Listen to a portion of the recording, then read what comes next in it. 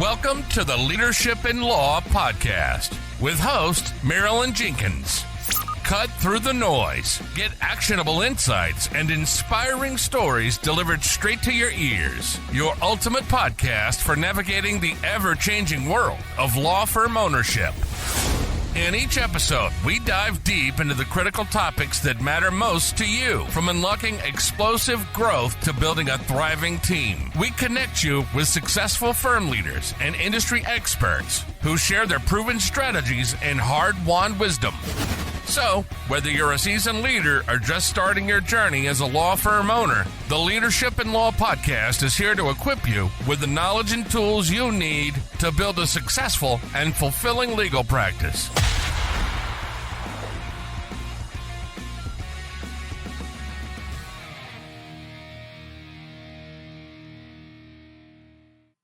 Welcome to another episode of the Leadership in Law podcast. I'm your host, Marilyn Jenkins. Please join me in welcoming my guest, Dr. Romano, to the show today. As a board-certified internal medical physician with over 14 years of clinical experience, Dr. Romano has a wealth of knowledge and experience to share. In addition to his clinical work, Dr. Romano has become the go-to resource for medical malpractice law firms nationwide, providing highly valued expert testimony and consultation. With nearly a decade of medical expert witness experience, he's not only honed his skills, but has also mentored physicians at all stages of their expert witness journey. Dr. Romano is passionate about utilizing his expertise to help other professionals succeed. I'm excited to have you here, Dr. Romano. Welcome. Thanks for having me. Absolutely. So tell us a bit about your leadership journey. I'm excited to hear that. Yeah, I would say, like many things in life, it's slow at first, and then all of a sudden you look back and there's individuals in the hospital asking you, medical students asking you for recommendations, letters of recommendation. So all of a sudden you look back and you're like, I have 20 years of clinical experience behind me, and boy, did that go fast. So I would say things started off slowly at first, showing up, doing lots of clinical work, and then being afforded opportunities within the hospital, specifically Mass General Hospital, where the bulk of my career thus far has been spent. The past 15 years has been there. I recently transitioned to Tufts Medical Center, where I'm continuing my clinical work. But, my leadership journey has really just been one of being present and being helpful. And listening, I would say, is the best way to start. And then opportunities come your way. You'll serve on boards, you'll serve on committees, and that, depending on how you perform, could lead to more work. And so my early leadership work was not only in a clinical realm and being the medical director of a floor at Massachusetts General Hospital, but delved into committee work and other opportunities and medical director roles at the institution. During that time, I also started, I would say in the past, it said roughly a decade, it's been probably over a decade now, doing medical expert witness work.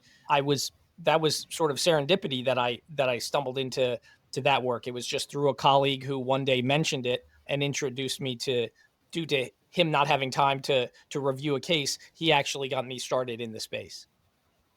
Oh, how excellent. Okay, great. Well, I noticed that you do mentoring. So I'm assuming you had a mentor that kind of led you in that, or it helped you, be open to these types of opportunities in your growth. I've had several different types of mentors, whether it's, from business to medicine to a combination of both. And I would say, depending on the chapter of my life that I've been in, I've had many different mentors from, prior institutions that I've worked for or current institutions that I work for. So I would say I draw from a lot of different resources, people within the hospital and people outside of the hospital. And it's been fantastic to have that network to draw from. But I wouldn't say it's one particular individual. It's like, to me, it's sort of like saying what's your favorite song? I would say it depends. So I draw from a vast network. That excellent. Yeah, I agree.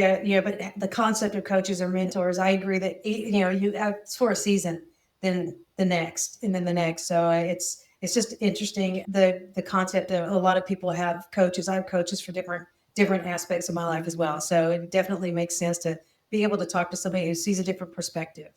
So absolutely. And let's talk about the cases that you work on and how you work and help law firms with the expert witnessing. Can you explain a bit more of how you make yourself available, what you do, that sort of thing? Yeah, so for over a decade now, I've been a testifying expert witness myself. That starts off from an initial call where you'll have a few minutes with the attorney to make sure you're the right match for the case that they have. And then, if they decide to move forward, or if you feel it's a good match and you decide to move forward, it's kind of a mutual decision. I review records, and after reviewing those records, we'll discuss with the attorney if there are breaches in the standard of care or not, depending if I'm retained by defense or plaintiff's counsel. As I've grown in my testifying expert witness, experience, I've started to find that moving further upstream is something that I feel very comfortable doing. So I work as almost as an advisor to insurance companies and defense firms, as well as plaintiffs' practices, helping them vet cases and figure out sort of game strategy as they're moving further along in their cases. So that's something that over time I felt more comfortable and confident doing in advising attorneys on even further upstream, should they even bother speaking to the specialists with regards to a case, and helping them craft the strategy of which experts they're going to engage with. Okay, so now the transition is that you're helping with a strategic strategy when it comes to the entire case, and if there should be a case. Yeah, I would say think of it as different verticals, right? So my coaching and mentoring is, the way it's structured now is through medicalexpertwitness.com. And so I have an agency that helps match experts to attorneys and attorneys to experts. In that vehicle, I'm also coaching expert witnesses through Q&A sessions, question and answer sessions, through, recorded educational materials on the nuts and bolts, if they're brand new, to maybe like higher level discussions about testimony and what that's like. In addition to that, in parallel to that, I also have a structure whereby myself and other individuals in my business help attorneys with that strategy and with the structure of should they move forward with a case even further upstream than when they're engaging an expert witness. So think of those as two structures moving in parallel. Okay, excellent. And with medical malpractice, I know that can be a very long and drawn out process, but it also, as a friend of mine once said, you have to kiss a lot of frogs to find if a case is actually a case that has legs to move with. So you're working with them in the very, very beginning to determine if it is a case that needs to be moved. And then perhaps you won't even be the expert witness in that, but you can help them find the right person to do that. Is that correct? That's absolutely right. It's about efficiency. It's efficiency for the system. It's efficiency for, the attorneys, the plaintiff's attorneys certainly don't want to waste time or money. And I suspect that the defense firms don't want to wade into situations or defend things that are very problematic. And so having the unfiltered, unbiased opinions and strategy of upfront, I think, is quite helpful. Now, sometimes that requires that specialty, and jumping to the specialist immediately is helpful. But having a generalist who can read the field, if you will, and has seen how a lot of these things play out, can speak to the attorneys about truly the merit of something moving forward or not, or just even help them. A lot of these firms that I work for, while I do work for larger firms, both plaintiff and defense, and this is for the strategy piece, a lot of them are smaller firms, and they just don't have the resources or a partner to bounce things off of. So think of that structure for the smaller firms as, really having a guide and a mentor, because they may be new to the expert witness space or just not as used to dealing with experts, and so they just want someone to help guide them in that process. Okay, that makes a lot of sense. Especially as some people I know are transitioning into medical malpractice or personal injury, something like that. So you are definitely a great resource to have, to be able to call to help them move forward. Yeah, and depending on their volume or how much work they're doing, the relationship can look very, very different in terms of how we engage with them and the fees associated with it. There are a number of firms, again, that are the structure, I think, is beneficial for smaller firms, and that's a space we've definitely been growing in, is how do we support these smaller firms? And again, the idea is making the whole system more efficient. through the medicalexpertwitness.com. I want to be training and making sure that expert witnesses on the whole in caliber are raised, that the overall caliber of an expert witness body is improved over time by using my expertise and training and educating those folks and mentoring them through their practice in this space, but also simultaneously helping the attorneys so that the cases that are moving forward are are not frivolous. I think that a lot of people waste time and money or chase things that really waste everybody's time and are inefficient for the system. And I'd like to think that most attorneys don't want to bother in that wasting their time nor their money, and certainly don't want to risk their reputations. And it can go both ways. If some of those firms speak to an expert and they say, yes, there's something here when there isn't, that's problematic. And so that's why I want to be helping folks in both ways, helping the experts, build their practice and get connected to attorneys, but also make sure that the attorneys are well protected and in their assessment of, is there a case or not? Okay. All right. That sounds great. That makes a lot of sense. And do you feel like being an expert witness has helped you become, the practice of that has helped you become a better physician and be able to see more? Obviously practice, you're seeing more, see what the courts are looking for, what the insurance companies are looking for or not looking for? I mean, first of all, it's made me a better clinician, without a doubt. I've seen situations, so many untoward events in the past decade that really, when I'm on service now, it helps guide me, to deliver better care in the hospital, not just for myself, but anyone that's on my team or that I'm helping educate while I'm on service. In terms of being an active clinician, certainly, and now with 20 years under my belt, being an active clinician has really helped me gain that expertise to inform the attorneys as to, what direction they should be moving in. Now, just because you advise somebody doesn't mean they're going to necessarily agree with you. And that always, as you know, in the legal space, there a lot is in the gray area, and individuals may decide to move in a different direction. And that's always interesting and something I've grown comfortable with as well, which is having the lively conversation as to why they may disagree with my assessment. And so, that's something I also don't shy away from, which is having those hard conversations. Mm-hmm. And when it comes to your agency, how do you choose what firms can be to be worked with? Do you have qualifications and that sort of thing? Well, I would say it depends on the physicians or the attorneys. I would say for the physicians, I take all comers. I really feel like if you're willing, if you want to do more medical expert witness work, I want to open the tent to everyone.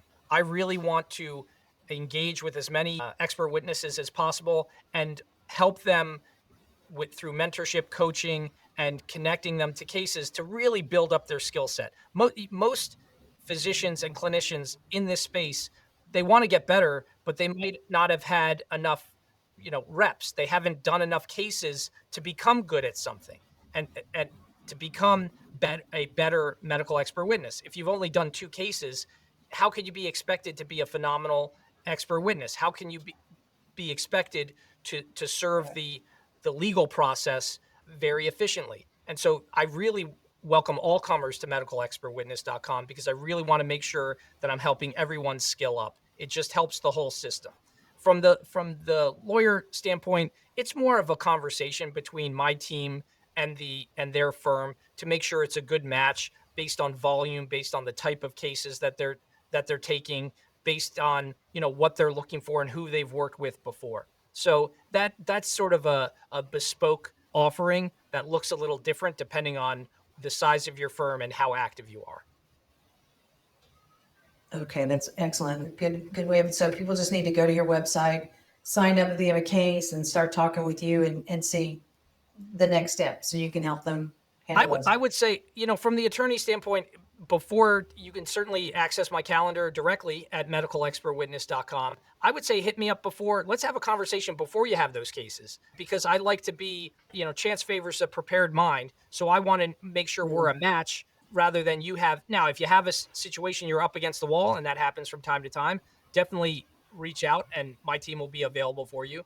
But what I like to do is prepare ahead of time. So if you're thinking about doing this, if you're thinking of growing, if the nature or makeup of your team and firm has changed a little bit, whether it's growing or you've gone out, you went solo and you're out on your own, let's have a conversation about what my team can do to help you. I love that, being prepared, get them set up, start early, get everything in place early. This is excellent. So do you have a process for the strategy, the litigation strategy? So obviously you're saying that, you want to get started with them before they have a case, but say they have a case and you're coming in, what would be the process to work with you? Yeah, so typically most of it's done by phone conversations or Zoom these days. And we have like a shared depot. We favor a specific cloud-based software that we use for file sharing, and it's looking at some records or whatever records they have. I think for the most part, it's somewhat being patient, because usually when we're starting, the information could be dripping in. Sometimes that's not the case, and it was a case that was handed to a firm by another firm that just didn't want to take it because it wasn't their specialty, and that's maybe a little bit more advanced, and the conversation can move forward a little faster. But usually here's where I think we're headed, based on what they're telling us and based on the records.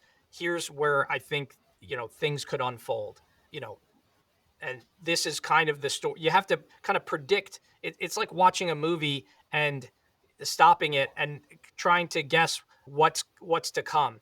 They may make a decision early on that, based on the story, it is, something untoward happened, but it's unlikely, regardless of what further information comes in, that the story is going to change to the fact where it shows that a provider was at fault, should have done something but didn't, or did something and shouldn't have. But sometimes, and a lot of times, the answer is we just need more information, and that takes time. So there's, without a doubt, patience is a big part of this process, just asking for more information. And, a good firm and a good partner, a good attorney will understand that and will be patient. So some cases, think of it like a restaurant. There are some people, things happen quite quickly, and other people, it just takes some time. And so you'll have, even if you get 3 cases at the same time to review for a firm, the team, some of them by nature will proceed or conclude a lot faster than others. Of course. Yes, that's typical. Absolutely. Well, this has been really interesting. I love that you can sign up and book some time on your calendar to get to know you and have that conversation. Again, however they reach out to reach you and get in touch with you if you wanted to move forward with you. medicalexpertwitness.com is an easy way to just reach out to me. And again, I would say, let's just have a conversation. I'd love to learn. I love learning from attorneys to see what they're up to. And there are a lot of opportunities to, especially in this day and age, I would say even since COVID, there've been a lot of medical expert witnesses coming into the space, and you really just need to be careful about the individuals that you're choosing and who you're working with. I'd love to be that representative for you. So check me out at medicalexpertwitness.com, and I look forward to chatting. Absolutely. This has been excellent. And I love that you have a resource for medical expert witnesses and that you help bring up to speed. Thank you so much for your time being here today. I really appreciate it. And anyone who's interested in the medical expert, definitely reach out to medicalexpertwitness.com, and that'll be in the show notes as well. Thanks so much. Thanks for joining me today for this episode. As we wrap up, I'd love for you to do 2 things. First, subscribe to this podcast so you don't miss an episode. And if you find value here, I'd love it if you would rate it and review it. That really does make a difference in helping other people to discover this podcast. Second, you can connect with me on LinkedIn to keep up with what I'm currently learning and thinking about. And if you're ready to take the next step with a digital strategist to help you grow your law firm, I'd be honored to help you. Just go to lawmarketingzone.com to book a call with me. Stay tuned for our next episode next week. Until then, as always, thanks for listening to Leadership in Law Podcast, and be sure to subscribe wherever you listen to podcasts so you don't miss the next episode. Thanks for joining us on another episode of the Leadership in Law Podcast. Remember, you're not alone on this journey. There's a whole community of law firm owners out there facing similar challenges and striving for the same success. Head over to our website at lawmarketingzone.com. From there, connect with other listeners, access valuable resources, and stay up to date on the latest episodes. Don't forget to subscribe and leave us a review on your favorite podcast platform. Until next time, keep leading with vision and keep growing your firm.